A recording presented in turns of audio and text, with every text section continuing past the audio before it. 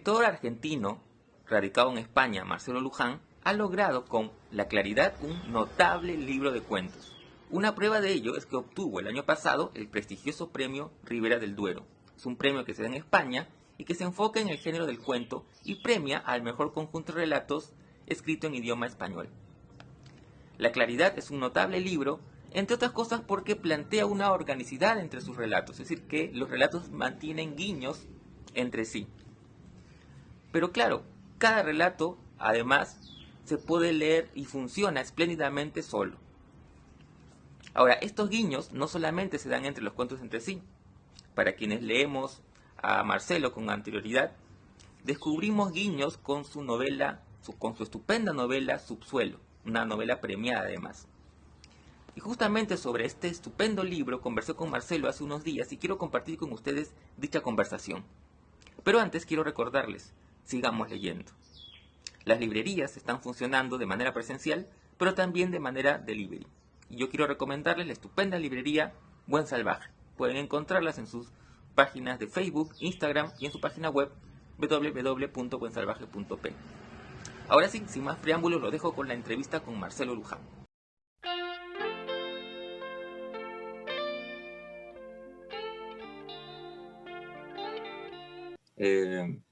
Hola Marcelo, gracias por tu tiempo y por permitirnos conversar sobre tu más reciente libro, La Claridad, que además ganó el premio Ribera del Duero el año pasado. ¿Cómo estás, Marcelo?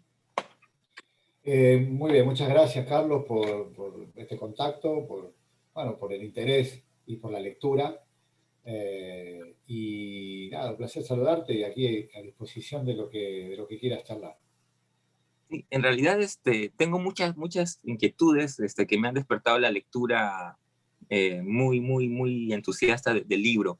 En primer lugar, quisiera preguntarte un poco digamos, el proceso de escritura del libro, porque el libro, entre las particularidades que tiene, es que es un libro orgánico, es decir, que no es un compendio de relatos, sino un libro muy bien estructurado,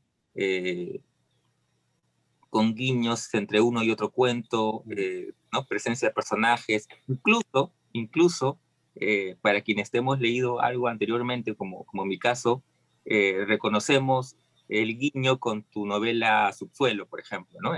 Por lo menos en uno es directamente y en otro también, dos Sí. relatos. Con estos hermanos, ¿no? Ramón y Bueno, Javier. nada, te interrumpo, Carlos, brevemente para decirte que en todos los cuentos de La Claridad hay algún elemento de conexión con Subsuelo, con el universo Subsuelo, ¿eh? En algunos se ve más y en otros se ve menos, pero luego lo comentamos porque es importante, porque es algo que como autor a mí fue un reto, pero tenía que tener mucho cuidado de no perjudicar el todo que significa la claridad, ¿no? Es decir, yo no puedo exigirle a un lector que entre a la claridad habiendo leído Subsuelo, ¿no? Es como que ese ha sido un fallo, ¿no? O sea, tiene que ser un plus. En cualquier caso tiene que ser un plus. Como el caso tuyo que le habías leído Subsuelo, que llegaste a este libro con la lectura previa de la novela, de mi última novela. Y bueno, para esos lectores también Subsuelo es una novela con mucho recorrido, que me dio un montón de cosas. Entonces, bueno, quería también que los lectores de Subsuelo pues tuviesen con este libro como un pequeño homenaje, ¿no? Pero era muy importante para mí que la persona que no me había, que no, nunca había tenido en sus manos una novela mía o un libro mío, pudiese no solo disfrutar de los textos, ¿no? Porque eso ya es demasiado pretencioso por parte de un autor, pero sí entenderlos. No puede depender de un evento externo, ¿no? Como la lectura de otro libro. Hubiesen sido cuentos fallidos, ¿no? El cuento, Carlos, como latinoamericano que somos y con el cariño que le tenemos al género y el respeto que le tenemos al género. Por cierto, hice un trabajo sobre Ribeiro hace poco, al que había leído brevemente, pero ahora ya me dediqué más tiempo, un maravilloso, extraordinario cuentista.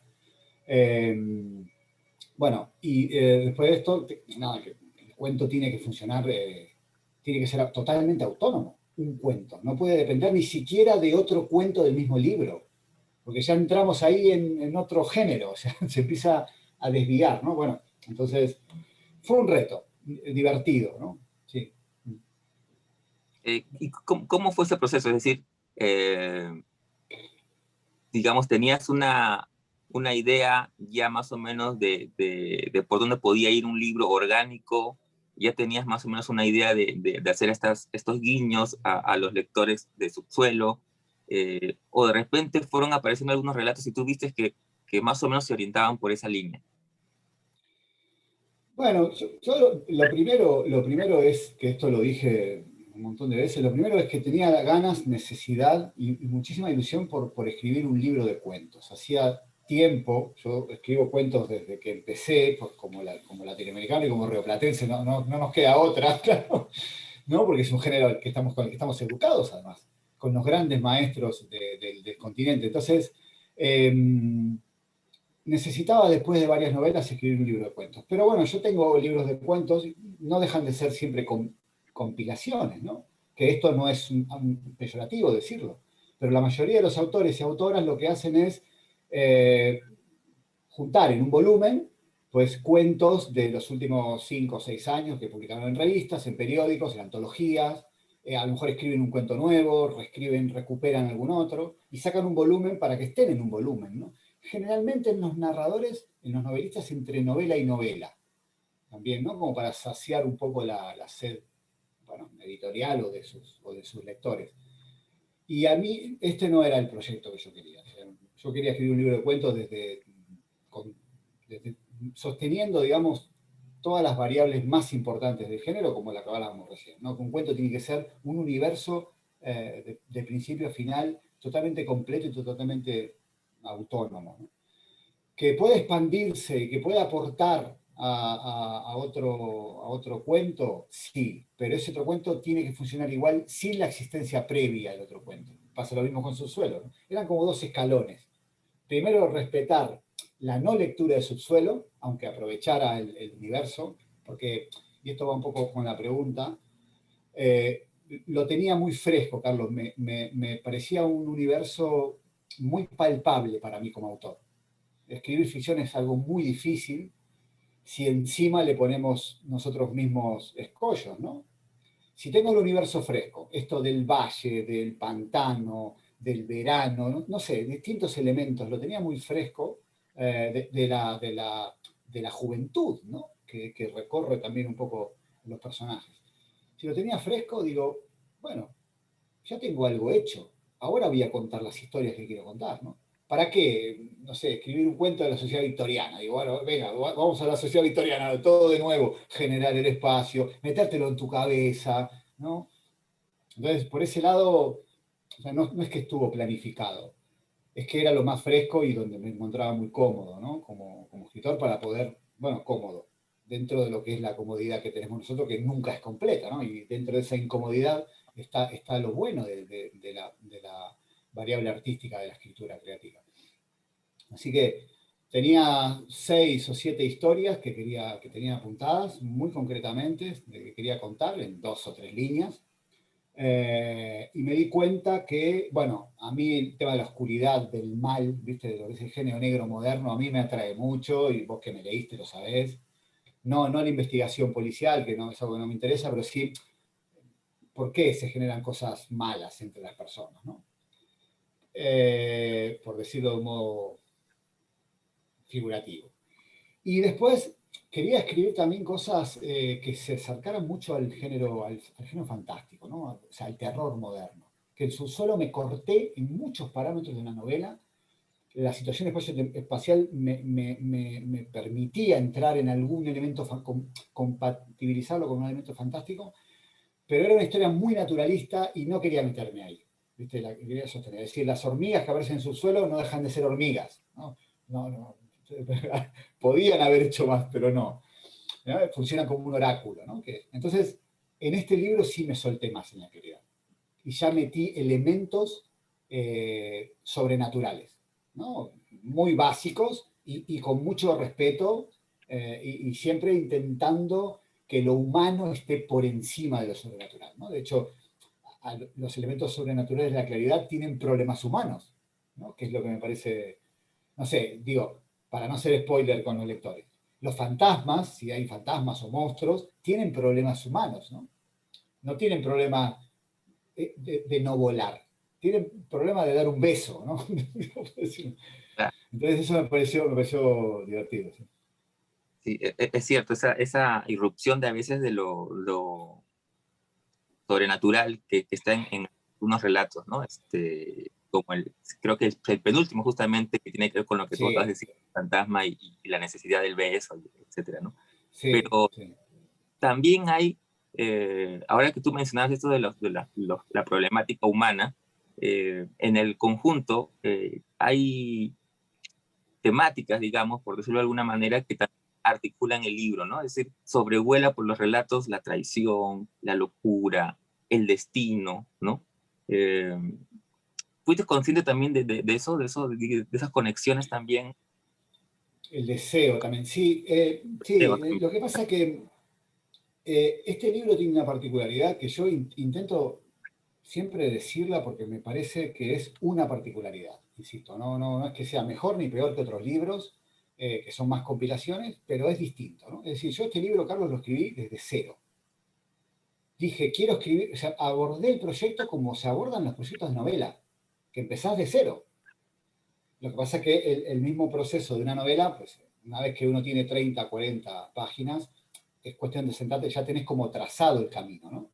En un libro de cuentos terminás un cuento y te quedás sin nada. Tenés que tomar decisiones técnicas nuevas, que no se salgan mucho del anterior, pero que no sean repetitivas, ¿no? Porque se supone que el lector entra en un nuevo universo con cada cuento. Entonces, las historias yo a medida que las iba contando me iban mostrando opciones de conexión que yo tenía que tomar con mucho cuidado, porque si lo conectaba demasiado, se iba a convertir en una novela, facetada o como se llamen ahora, ¿no? Tenía que respetar mucho la autonomía de cada unidad narrativa, que bueno, además son cuentos largos, salvo el último que está de bonus track, pero que fue un cuento escrito para el libro. Son cuentos muy largos. Vos sabés que en el género, viste, cuando pasás la página 8, la página 10, que es la media del género, el concepto de tensión, el concepto cortasariano de tensión, empieza a correr riesgos graves, ¿eh? Cuando, ¿viste? Porque el cuento, en ese sentido, o está muy tensado o es peligroso, ¿no? Podés perder la historia. Entonces, bueno, ahí utilicé otras herramientas de las que yo supongo que hablaremos, este narrador anticipatorio, este modo de hablar con el lector, que también lo arrastro del subsuelo y que me siento cómodo, ¿eh? No es nada, me parecía que estaba bueno, había funcionado muy bien con el lector, genera intriga, genera tensión, es una propuesta literaria bastante curiosa, poco explotada, por cierto, en literatura moderna, lo cual, al menos lo que leemos nosotros, igual hay un tailandés que no está traducido, que no lo pudimos leer porque no leemos en tailandés, y a lo mejor utiliza el futuro narrativo más, ¿no? Pero hay poco. Y a medida que iba escribiendo los cuentos, me acuerdo que el primer cuento que escribí, no es el primero que está en el libro, el primero que escribí fue el de los hermanos, que es el segundo del libro, y después sí escribí el de las chicas en bici, que se me hizo un cuento muy duro, no quería que hubiese tanta dureza, ¿no? Pero bueno, la historia era la que era. Es un cuento sobre la traición, ¿no? Que se me iba mucho, la violencia que hay es tan extrema que parece que se come la historia. Entonces necesitaba recuperar el tema de la traición, ¿no? Como ocurre en el cierre. Pero a medida que iba generando historias, escribiendo las historias, ¿no? Como te digo, son cuentos que me llevó cada cuento 7, 8 meses, ¿eh? Porque son cuentos muy largos, ¿no? El libro me estuve más de 3 años con este libro. De dedicación exclusiva, digamos, no estaba escribiendo ninguna otra cosa. Y, por ejemplo, en el cuento de las chicas de bicicleta, que fue el segundo que escribí, y después, no sé si el tercero o el cuarto, fue el del camionero. Te cuento esto para que veas el proceso de escritura, lo que pasa, ¿no? Cuando estaba escribiendo el cuento del camionero, Espléndida Noche, ya había escrito el de las chicas en bicicleta, 30 monedas de acá. Eso seguro. Entonces, en un momento, cuando el tipo va con el camión en esa hermosa noche de verano, bajando la montaña, que tiene la ventanilla bajada y todo todo es tan hermoso, aunque la tragedia esté cerca, ¿no? Recuerdo que en la descripción estaba el pantano, la oscuridad del valle, y digo, ¿por qué no hago que sea el mismo día en que ocurrió la desgracia de las chicas? En la noche, digo, puedo hacerlo, ¿no? Digo, pero corría, corría mucho riesgo de conectarlo demasiado. ¿Qué necesidad tenía? Si yo el ambiente lo tenía logrado ya, el valle, el pantano, no sé qué, en la noche, ¿por qué tengo que conectarlo tanto? ¿No? Entonces, eran decisiones que iba tomando sobre la marcha, que no las tenía planificadas. Ese tipo, o sea, son muchas decisiones que no están planificadas, ¿eh? Porque te van surgiendo a medida que la historia se va desarrollando, ¿no? Te digo, cada cuento lo tenía resuelto en 3 o 4 líneas, la idea de que quería contar, ¿no? Eran 6 o 7, alguna quedó fuera, pero... Y son cuentos de 20, 25, 30 páginas, son cuentos muy largos, entonces te van generando, te van apareciendo puertas, ¿no? Como ocurre en la novela, ¿viste? Puertas que uno decís, la abro o no la abro, porque si la abro la tengo que cerrar, el lector, ¿no? Entonces, bueno, es muy interesante también en el proceso de escritura eso. Y el cuento, cuando es largo, empieza a adoptar estas propiedades de la novela, en la que uno tiene que renegar constantemente y rechazar constantemente. Porque si entras en el ritmo y en el tempo de la novela, podés joder el cuento, claro. El cuento sabemos que funciona de otro modo. El cuento es un golpe de cabo, no trabaja como la novela por acumulación, ¿no? En el lector. Por eso el cuento no permite baches. Se te cae el cuento en un bache, se destensa y lo perdés, claro. En la novela no, la novela se recupera. Claro, eso es lo fantástico del libro, porque cada cuento es un universo particular y cada cuento funciona solito. Sin embargo, eh, claro, luego de una lectura total, uno encuentra estas conexiones. Bueno, mientras va leyendo también, pero, y más aún, como te decía al inicio, ¿no? Uno después de leer Subsuelo, que es una novela tremenda, eh, impactante, que te deja una estela, ¿no? De pensamiento posterior a la lectura, eh, uno siempre tiene la idea de ojalá que se retome estas ideas o estos personajes. Y claro, luego leo Claridad y allí están Ramón, su hermano, Claro, ¿no? claro, claro. Sí, sí, sí, sí. Incluso por ahí aparece Eva. eh, Eva, aparece Eva, correcto, correcto, muy fugazmente, sí, sí, sí, sí. ajá, y un personaje que en la novela era muy secundario, aparece siendo protagonista de un relato, que es Pepa. La, Correcto, muy bien, muy bien. No todo el mundo lo ha visto esto, ¿eh? No todo el mundo lo ha visto, pero es verdad, el último relato es Pepa. De hecho, ahí aparece Eva. Y cuando escribí ese cuento, es un cuento muy corto, bueno, tiene la extensión media del género, me acuerdo que quería meter yo a Eva como su mejor amiga, ¿no? En la adolescencia el mejor amigo pues es algo muy superestructural, que está siempre con nosotros, que necesitamos. Pero claro, no quería meterlo, digamos, de los pelos, porque el lector dice, ¿por qué le cuenta estas cosas? Si no tiene nada que ver con esto. Entonces era delicado, ¿no? Tenía que, que buscar el momento preciso en donde Pepa se sintiese totalmente sola, como para decir, ¿no? Sola por lo que le pasa en su vida, pero intentar recurrir al mejor amigo, ¿no? Que en la adolescencia y en la preadolescencia es fundamental. Entonces ahí sí, bueno, y ella también, la pobre, tiene un hermano que la putea, ¿no? Y salirme enseguida, porque si yo me enrollaba mucho ahí o me metía mucho en ese, el lector se iba a enfadar, porque el cuento no iba por ahí, el lector estaba esperando otras cosas. Entonces había que tener, viste, la sutileza, pero bueno, sí, sí, sí, es un detalle, sobre todo para los lectores de subsuelo, ¿no? Pero claro, yo cuando terminé ese cuento, y todos se los di a distintos amigos y amigas, escritores, por separado. Digo, decime si funciona. Decime si te gusta el cuento, pero si funciona. O hay algo que te resulta extraño. Eran todos gente que no había leído Subsuelo, que me costó mucho trabajo porque es un libro que pues mi entorno lo leyó, claro, ¿no? Claro, porque es muy importante que no tengas en la cabeza Subsuelo, porque a lo mejor teniendo en la cabeza te funciona todo, claro, ¿no? Pero no quiero que un tipo o una tipa que no haya leído Subsuelo diga, pero ¿qué mierda me está contando acá? este párrafo, ¿qué significa? ¿No? Claro, eso es peligroso también, Carlos, porque por eso te digo, era una frontera muy delicada, que yo, viste, estaba coqueteando ahí con un precipicio, bueno, peligroso, ¿no? Si vale la redundancia.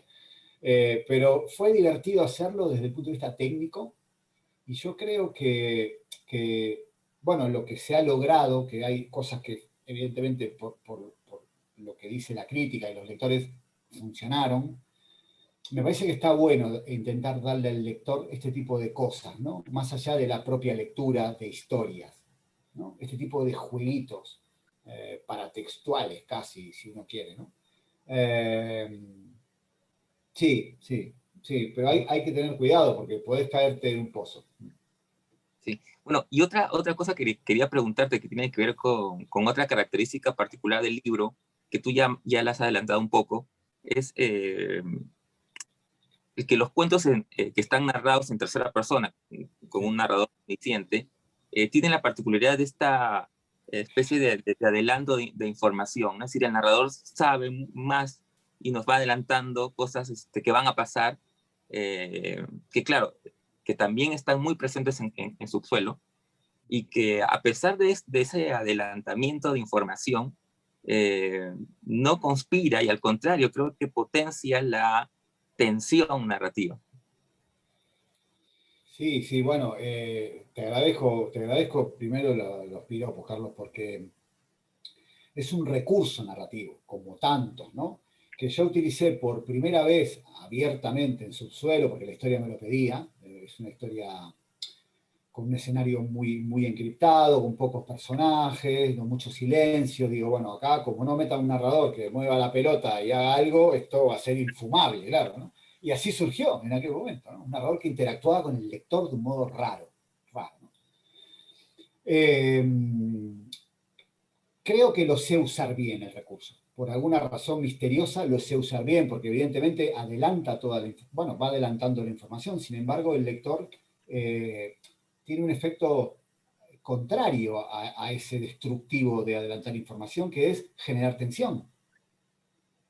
Porque justamente es futuro narrativo, es decir, es agarrar al lector y decirle, mira, dentro de 5 minutos va a pasar esto malo. Pero ellos no lo saben, los personajes no lo saben, lo sabemos nosotros dos. Ahora vamos a ver la escena, en el aquí y ahora.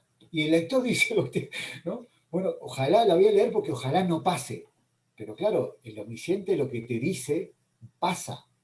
No es una primera persona diciendo, mañana voy a matar a mi cuñado. Pero a lo mejor no lo mata, ¿no? Porque se levanta y llueve, pero si el omnisciente... Entonces, es muy interesante en los clubes de lectura con lectores. Por ejemplo, mi madre no sabe lo que es el futuro narrativo, ni le importa, ni quiere saberlo, pero le funciona. Y eso es lo divertido y es lo bueno, ¿no? Le genera algo al lector. Entonces, yo esto lo comprobé mucho con Subsuelo, y aquí había historias en tercera que yo lo empecé a probar con el cuento de las chicas en bicicleta, con 30 monedas de carne, que fue el primer cuento en tercera del libro que escribí, porque el primero que escribí fue el de los hermanos, está en primera. Pero si te fijas bien, los cuentos en primera, que son los de los hermanos, el del veterinario, el vínculo, y el último, y más oscuro que Toulouse, están los personajes, el narrador protagonista, parado en un punto posterior en el tiempo a lo ocurrido. Por lo tanto, puede jugar con eso, ¿no? En aquel momento no lo sabía, yo no lo sabía, pero porque como escritor me lo llevo a ese terreno donde creo que puedo gestionar mejor la información, el feedback con el lector, etcétera, ¿no?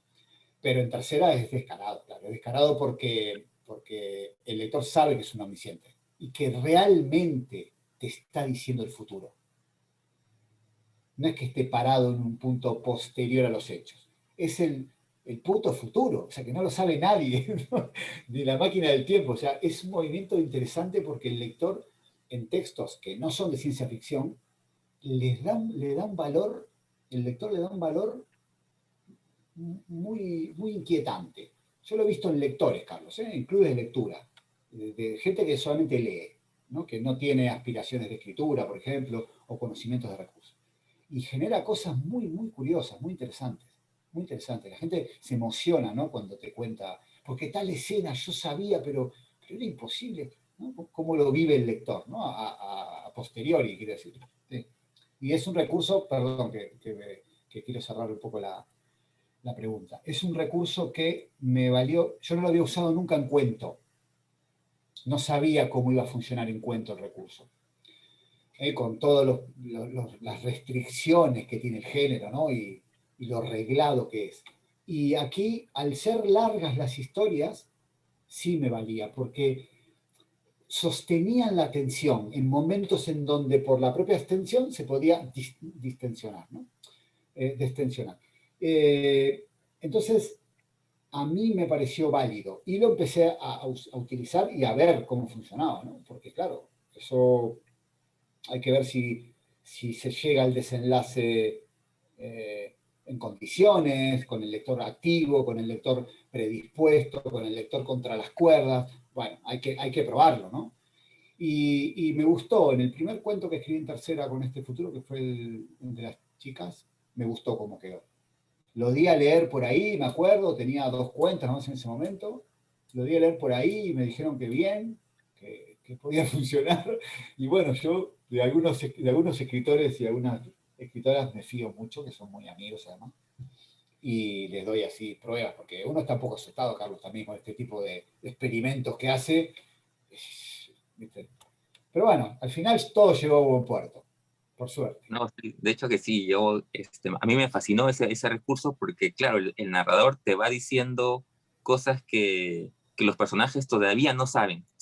Van a saberlo, pero todavía no, o incluso adelanta que los personajes no saben en este momento, pero se está iniciando lo que va a ser una Sí, tragedia, ¿no? Uno que se sí. queda sin atención, o incluso en el último relato me parece que es que el narrador incluso da una información que el personaje nunca va a saberlo, ¿no? Pero tú lo sabes, el lector lo sabe, ¿no? Claro, en el último relato del premio, en La chica de la banda de folk, exactamente, porque El esto, último, entonces, Carlos, es muy interesante lo que está diciendo, y esto lo quiero comentar dentro de este parámetro de la pregunta, porque tiene que ver con ella, y es, los 3 cuentos en tercera, omnisciente, que decís, tienen todo el desenlace que los cuentistas sabemos que es un momento de la estructura fundamental, todo el desenlace en futuro narrativo. Fíjate que los cuentos tienen un momento que dice, y eso fue todo, una cosa así, y ahí termina el tiempo del relato, termina ahí. Todo lo que viene después, que es el desenlace nada menos, está fuera del tiempo del relato. Por eso el personaje nunca lo va a saber. El personaje nunca sabe lo de bueno, el buzo, la cazadora que encuentra, la campera, no sé cómo se dice en Perú, que se encuentra ahí. Nunca lo va a saber porque está en la ciudad. Sin embargo, el lector sí, porque ocurre fuera del tiempo, ¿no? Del relato. Sí, eso en los 3, y me pareció, y esto para los cuentistas y las cuentistas, me parece un dato que puede ser útil, me pareció un muy buen recurso para cerrar un cuento, para conseguir un desenlace potente. Tiene muchísima aceleración, en ese último cuento se ve un montón, todo lo que cuenta está en futuro y tiene mucha aceleración. Y me encantó cómo funcionaba. Yo creo que hay un cuento que lo reescribí y dije, voy a cerrar los 3 cuentos futuro, porque va a funcionar, porque es bueno, porque me gusta, porque creo que aporta algo al lector, no sé. uh-huh. Sí, sí, sí, sí. Tienes razón, es el penúltimo cuento, pero claro, es el Sí, último que tú envías al concurso porque en el libro tú añades uno más, que sin embargo sí, hoy intuyo que formaba parte del conjunto, por sí, sí, eso sí, formaba no parte. hay, me parece. Sí, te cuento, Carlos, cómo fue, porque es muy, muy fácil. Yo ese cuento lo tenía escrito y como son cuentos medios raros, largos, no sé qué, yo los iba mandando a concursos, los cuentos, para testearlos, concursos en donde salían las cribas. Bueno, 200 primeros seleccionados. Digo, bueno, si está ahí, funciona, por lo menos mandan 1000. Y ese ganó un concurso importante en España. Entonces, claro, para cuando después, un año después, vino el premio Rivera de Oro, que en ese momento ni estaba convocado, no podía incluirlo porque incumplía las bases. Lo tuve que sacar.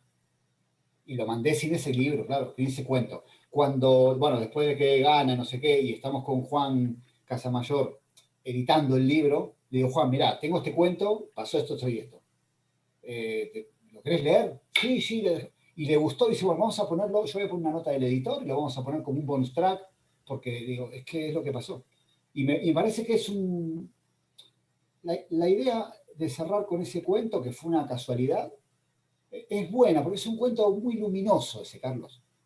Es, digamos, el cuento más luminoso dentro de la chica, de lo que le pasa, ¿no? Que es una mierda lo que le pasa. Pero bueno, hay esperanza en ese cuento, ¿no? Hay luz dentro de la oscuridad, ¿no? Este juego de claroscuros que plantea el libro constantemente, ¿no?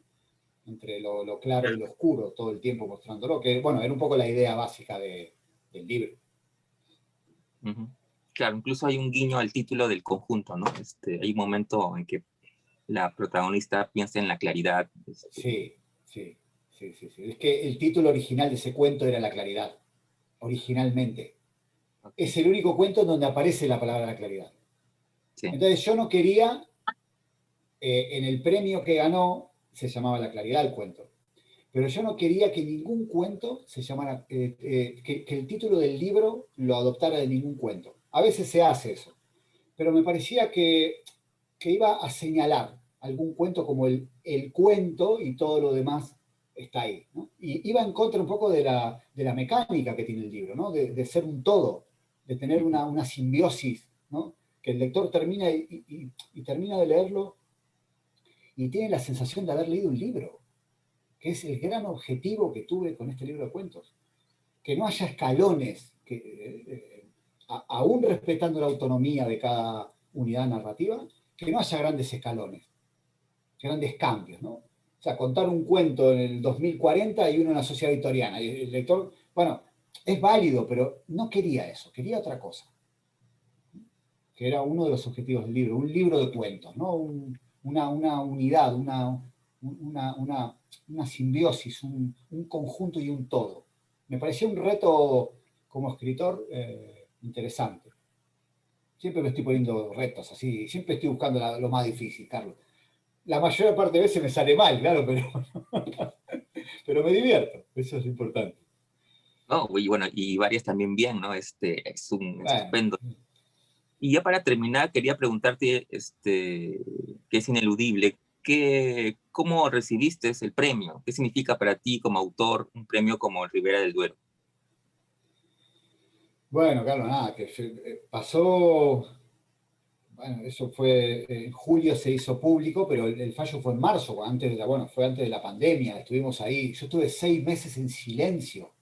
Me había llamado Aramburu, Fernando Aramburu, que fue el presidente jurado, para decirme que había ganado el Rivera del Duero, y a los 4 días, eso fue el 10 de marzo, que fue cuando se falló, y a los 4 días se declaró el estado de alarma en España, el 14 de marzo, y nos confinaron, bueno, todo lo que pasó en todo el mundo. Y estuve 6 meses en silencio. No se lo podía decir a nadie, porque ese era el pacto bueno, por respeto a los finalistas, a los compañeros y las compañeras, y porque era el pacto que tenía con los organizadores. Anunciarlo en una rueda de prensa. Pero bueno, nada, me levantaba a veces a la mañana, ¿gané el Rivera Duero o no lo gané? Porque claro, encima estábamos confinados, viste, que era toda una paranoia ahí, que no sabíamos qué era real y qué no. Y bueno, al final en julio se anunció y la verdad que, bueno, a nivel mediático es buenísimo porque lo que hace este premio tan importante es que el lector se acerque más al libro, ¿no? Que nos lean, que es lo que buscamos. Luego el libro se tiene que defender solito, ¿no? Pero hay mucho magnetismo en torno al premio, por lo tanto el lector, aunque sea por curiosidad, pues se acerca al libro. Y entonces uno puede defenderse, ¿no?